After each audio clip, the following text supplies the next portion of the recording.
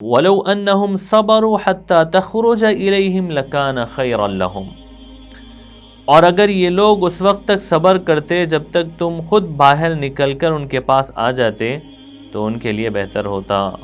واللہ غفور الرحیم، اللہ بہت بخشنے والا بڑا مہربان ہے۔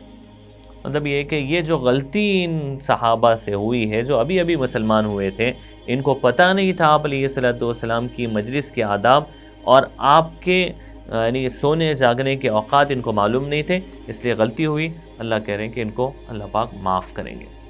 تو یہ 5 آیات جو ہے یہ آپ علیہ الصلوۃ والسلام کی خاص جو ہے یعنی ادب اور ان کی تعظیم اور ان کے احترام کے سلسلے میں نازل ہوئی ہیں کہ مسلمانوں کو آپ علیہ الصلوۃ والسلام کے ساتھ کیسے رویہ ہونا چاہیے، کیسا رویہ مسلمانوں کا آپ علیہ الصلوۃ والسلام کے ساتھ ہونا چاہیے۔ تو اس سے ہمیں ایک میسج مل رہا ہے کہ آپ علیہ الصلوۃ والسلام کی جتنی تعلیمات ہیں ان سب کا احترام ہماری زندگی کے اندر ہو، آپ کے ہر جملے کا احترام ہماری زندگی کے اندر ہو، آپ کی بات، اللہ کی بات، آپ کی بات ہم اپنی زندگی میں سامنے رکھیں۔ اس کے بعد دیکھیں اللہ رب العزت سورہ حجرات آیت نمبر 6 کے اندر ایک بہترین حکم دے رہے ہیں، اور وہ حکم یہ ہے یا ایھا الذین آمنوا ان جاءکم فاسق بنبأ فتبینوا ان تصیبوا قوما بجہالۃ فتصبحوا علی ما فعلتم نادمین۔ اے ایمان والو، اگر کوئی فاسق تمہارے پاس کوئی خبر لے کر آئے تو اچھی طرح تحقیق کر لیا کرو، کہیں ایسا نہ ہو کہ تم نادانی سے کچھ لوگوں کو نقصان پہنچا بیٹھو اور پھر اپنے کیے پر پچھتاؤ۔ یہ سورہ حجرات آیت نمبر 6 ہے۔ یہ اس آیت کا ایک شان نزول ہے، ایک خاص واقعے کے تحت یہ آیت نازل ہوئی۔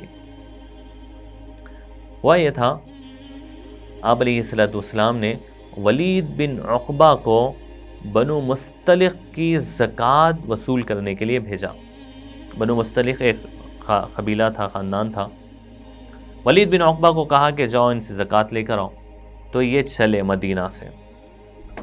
جب یہ پہنچے وہاں پر تو اس زمانے کے اندر جو استقبال کرنے کا طریقہ تھا وہ طریقہ یہ تھا کہ لوگ ہتھیار لگا کر استقبال کرتے تھے، یعنی کسی کا ویلکم کرتے تھے۔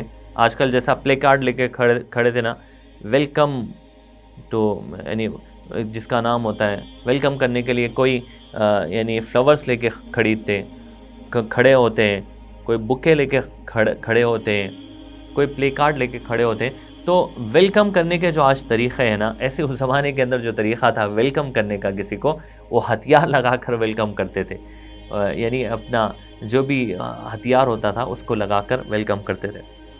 اچھا، یہ جو ولید بن عقبہ تھے، ان کی اور بنو مستلق کی زمانے جاہلیت میں دشمنی تھی۔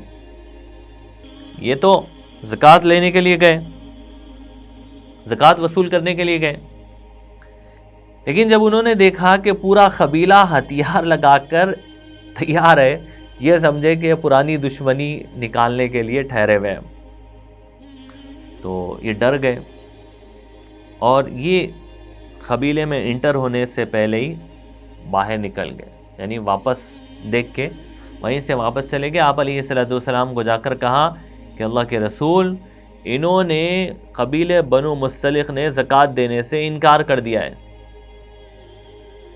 بلکہ بعض روایت کے اندر آتا ہے کہ ایک آدمی نے درمیان میں کہہ بھی دیا ان کو کہ وہ پرانی دشمنی نکالنے کے لیے ٹھہرے ہیں، اور شیطان تھا۔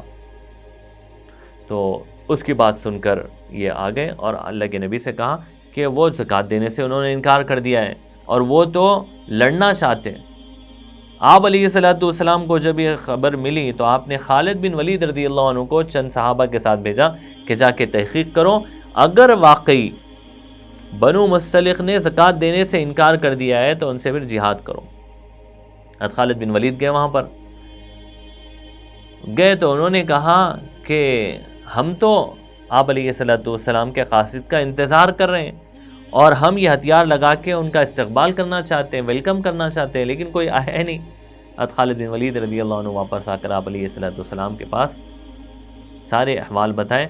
آپ علیہ الصلوۃ والسلام پر یہ آیتیں اس وقت نازل ہوئی، یہ آیت اس وقت سورہ حجرات کی آیت نمبر 6 اس وقت نازل ہوئی، اور یہ کہا گیا کہ ان جاءکم فاسق بنبأ فتبینوا، اگر کوئی فاسق، کوئی جو ہے یعنی نیک آدمی کے علاوہ خبر لے کر آئے تو پہلے تحقیق کرو، پہلے یعنی عمل کرنے سے پہلے تحقیق کرو. کیوں؟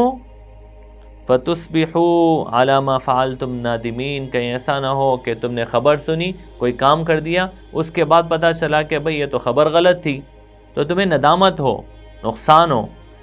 تو یہ حکم بہت بہترین ہمارے لیے اس زمانے کے اندر، چونکہ سوشل میڈیا کا دور ہے، ہر جگہ سے خبریں آ رہی ہیں، میسیجز آ رہے ہیں، دین کے بھی، دنیا کے بھی، اچھے بھی برے بھی. تو کسی میسیج کو فارورڈ کرنے سے پہلے، کسی بھی ویڈیو کو آگے شیئر کرنے سے پہلے تحقیق کرنا ضروری ہے کہ بھئی یہ صحیح ہے نہیں ہے، یہ اتھینٹک ہے نہیں ہے، اس کا نفع جس کو میں بھیج رہا ہوں اس کے پاس بھیجنے سے نفع ہوگا نقصان ہوگا. تحقیق کرنا ضروری ہے. تحقیق کے بعد پتہ چلے کہ صحیح ہے تو آپ آگے فارورڈ کریں، آگے خبر کو پھیلائیں. یہ ایک بہت بڑا حکم ہے. سورہ حجرات کی آیت نمبر 6 سے اللہ رب العزت ہمیں میسج دے رہے ہیں. اس کے بعد دیکھیں آپ سورہ حجرات آیت نمبر 7 اور 8، وَاعْلَمُوا أَنَّ فِيكُمْ رَسُولَ اللَّهِ لَوْ يُطِيعُكُمْ فِي كَثِيرٍ مِّنَ الْأَمْرِ لَعَنِتُّمْ وَلَكِنَّ اللَّهَ حَبَّبَ إِلَيْكُمُ الْإِيمَانَ وَزَيَّنَهُ فِي قُلُوبِكُمْ وَكَرَّهَ إِلَيْكُمُ الْكُفْرَ وَالْفُسُوقَ وَالْعِصْيَانَ أُولَئِكَ هُمُ الرَّاشِدُونَ. اور یہ بات اچھی طرح سمجھ لو کہ تمہارے درمیان اللہ کے رسول موجود ہیں، بہت سی باتیں ہیں جن میں وہ اگر تمہاری بات مان لے تو خود تم مشکل میں پڑ جاؤ، لیکن اللہ نے تمہارے دلوں میں ایمان کی محبت ڈال دی ہے اور اسے تمہارے دلوں میں پرکشش بنا دیا ہے، اور تمہارے اندر کفر کی اور گناہوں اور نافرمانی کی نفرت بٹھا دی ہے. ایسے ہی لوگ ہیں جو ٹھیک ٹھیک راستے پر آ چکے ہیں، اور اللہ کی طرف سے فضل اور نعمت کا نتیجہ ہے، اور اللہ علم کا بھی مالک ہے، حکمت کا بھی مالک ہے. اس آیت کے اندر یہ بتایا جا رہا، پہلے کہا گیا تھا آیت نمبر 1 اور 2 3 کے اندر کہ کوئی آپ سے یعنی آپ علیہ السلام کسی بات کا مشورہ طلب نہ کرے تو مشورہ مت دیا کرو، اور اگر تم رائے دے دو تو قبول کرنا ضروری نہیں ہے.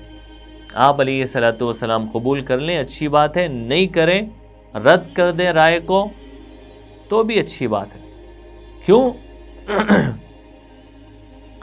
اگر رائے قبول کر لیں، لو یطیعکم فی کثیر من الامر لعنتم، کیا ہوگا اگر اللہ کے رسول تمہاری رائے کو قبول کر لیں تو یہ سمجھو کہ پھر تمہاری آزمائش ہوگی. اس کے اندر آزمائش. آپ علیہ السلام نے مختلف موقعوں پر مختلف صحابہ کی رائے قبول کی ہے، کبھی کسی کی رائے قبول نہیں بھی کی ہے. تو یہ بات ذہن میں آنا، کیونکہ رائے جب دی جاتی ہے نا، آدمی کا ایک مائنڈ سیٹ ہوتا ہے کہ میری رائے اچھی ہے، میری رائے فلاں سے اچھی ہے. لیکن بعد میں بہت سارے موقعوں پر آپ علیہ السلام نے کسی کی رائے قبول کی اور اس کی رائے بہت اچھی نکلی، حالانکہ وہ رائے اس وقت کے حساب سے سمجھ میں آنے والی نہیں تھی. غزوہ احزاب کے موقع پر آپ علیہ السلام نے حضرت سلمان فارسی رضی اللہ عنہ کی رائے قبول کی، اور اس وقت عرب میں کبھی ایسی جنگ نہیں ہوئی تھی کہ گڑھا کھود کر گڑھے کے ادھر ٹھہر کر جنگ کی جائے. ایسا ہوا ہی نہیں تھا ہسٹری میں عرب میں. آپ علیہ السلام نے سلمان فارسی رضی اللہ عنہ کی رائے قبول کی اور اس میں مسلمانوں کو فتح ہو گئی، کامیابی ہو گئی. تو یہاں پر کہا جا رہا کہ اگر رائے دے دے کوئی اور رائے قبول نہ کرے تو دل میں کوئی بدگمانی نہیں ہونا چاہیے.